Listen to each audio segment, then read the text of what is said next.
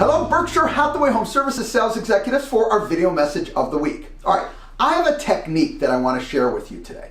And I titled this week's message, Reversing an Unhelpful Belief. You know, Earl Nightingale stated, we become what we think about most of the time. And I believe that is true. So if that's the case, we want to be really careful what we think about. All right, so I have a technique that I want to share with you. Here's how it works. All right, first of all, if you have a belief, okay, we all have beliefs. If you have a belief, I want you to do as step one, I want you to survey that belief. What does that mean? I want you to ask yourself, is this particular belief helping me? Let's say you want to increase your average sales price, and so you want to target a new area. But you have some beliefs, you know what, that's just not going to be easy, I can't get it done, there's, too much, too expensive, whatever the case may be. When you're trying to do that, you have this belief that is not serving you well. Here's the technique.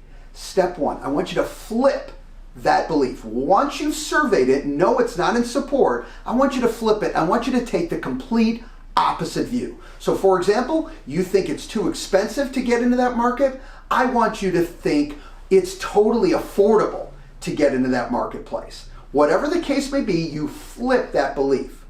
Next step, I want you to take and put that into action. I want you to ask yourself, what would I do? What's the first step that I would put into action if I was completely, on board? I had the belief, now the positive belief that would help me, in that example, break into the marketplace.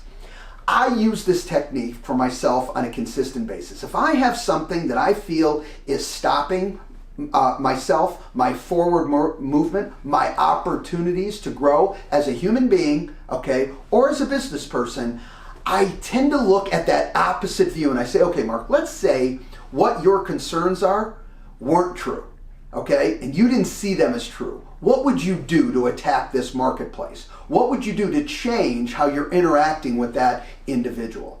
I have to tell you, it has served me well year in and year out.